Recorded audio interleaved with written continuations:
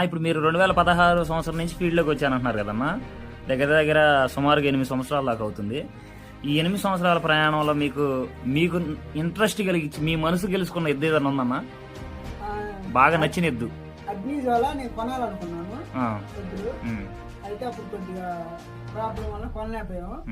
బాగా నచ్చిన తర్వాత అయితే మన గోపీకృష్ణ ఫ్రెండ్ అన్న ఈ జత బాగుంటాయి అని తీసుకోమన్నాను.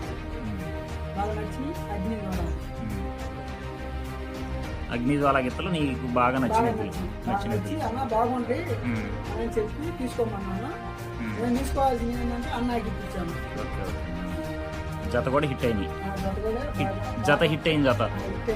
ఆ జత ఒకవేళ ప్రైజులు కొట్టడం వల్ల మీ మనసు నచ్చినాయా లేకపోతే అసలు ఎద్దులే మనస్ఫూర్తిగా నచ్చినాయా నీకు? అలా ఫస్ట్ నేను అసలు వ్యవసాయం అప్పుడే చూశాను.